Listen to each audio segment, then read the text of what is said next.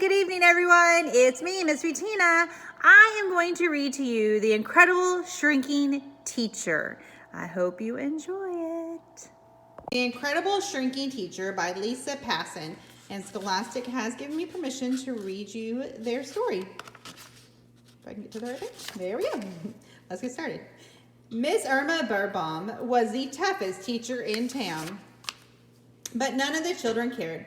It was the day before the last day of school, and summer fun was on their mind. Other teachers in other classrooms were having parties, real fun parties. Miss Irma Birnbaum went on with her lessons, spelling, reading, math. Homework for tomorrow, she announced, is to be prepared for a surprise. I bet Miss Birnbaum's surprise is a test with 101 questions, said Ruby Flint when the end of school bell rang. Miss Birnbaum is the cruelest teacher in the world, explained Johnny O'Leary. The children never would have guessed what Miss Birnbaum had in store for them. A last day of school celebration. Miss Birnbaum stayed late to prepare for the party. She decorated with balloons and streamers. She placed a present at each desk. She put out a special party game, Pin the verb on the noun. Miss Irma Birnbaum went to the cafeteria kitchen to make her favorite party treats: prune pudding, kidney bean cookies, and Brussels sprout juice. She had to reach up high for a tray. The stool she stood on was shaky. She slipped and fell right into the prune pudding, kidney bean cookies, and Brussels sprout juice. Miss Irma Birnbaum felt funny. Her stockings started to itch. Her glasses fell off. She rubbed her eyes. Miss Irma Birnbaum put her glasses back on. What a mess, she exclaimed, and promptly cleaned up the kitchen. She noticed something was different. Everything seemed larger. She had to push hard to open the cafeteria door. Water, said Miss Irma Birnbaum. I need a drink of water. But she was too tiny to reach the water fountain. This is incredible. I'm shrinking. A light was on in the gym. Perhaps the custodian was still in the school. The little teacher struggled to open the supply room door. Dozens of balls and bats fell on top of her. Miss Irma Birnbaum straightened herself up. She had become even smaller. I must stop shrinking before morning, or the last day of school party will be ruined. She headed for the library. Perhaps one of the books would have a solution to her unusual predicament. The library shelf seemed as tall as skyscrapers.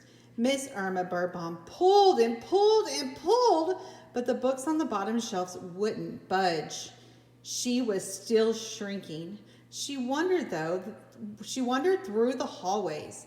Finally, she arrived at the only place where an answer could be found, the classroom. Miss Irma Birnbaum carried blocks back to the science center and made a stairway. As she read her science notes, she heard a strange noise. Miss Irma Birnbaum turned around. Behind her was a giant monster.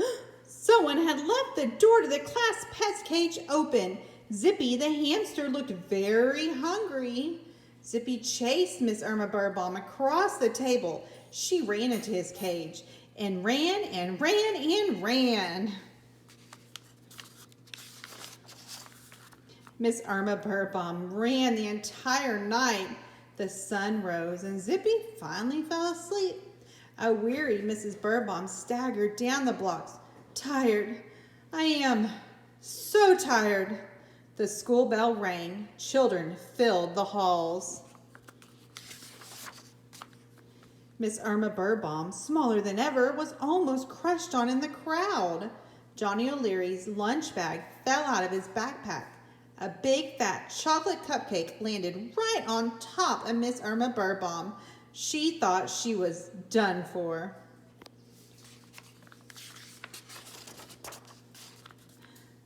Something yucky is stuck on my cupcake, said Johnny. Look, yelled Ruby. It's Miss Birnbaum. Miss Irma Birnbaum shouted. The children could only hear a tiny whisper. Help me, help me. The children rushed her to Principal Renfield's office. Miss Birnbaum, explained the principal, where's the rest of you?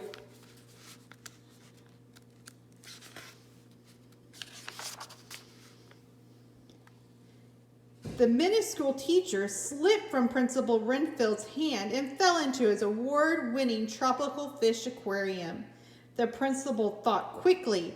He scooped Miss Irma Birnbaum from the fish tank. A small drop of chocolate icing was still stuck to her lip. She licked it off. Miss Irma Birnbaum felt funny. Her stocking started to itch.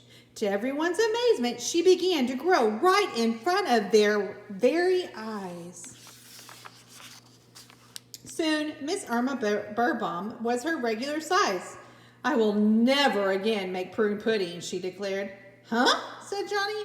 Miss Birnbaum used Principal Renfield's telephone to order pizza and cake to be delivered to her classroom. The children were thrilled. It was a fun-filled last day of school. Games, snacks, songs, dancing. Finally, the children opened their present. Each one received a miniature dictionary. Miss Birnbaum and Ruby. Miss Birnbaum, said Ruby, this was the best last day of school party ever. Miss Irma Birnbaum smiled. Well, I know what it's like to be little.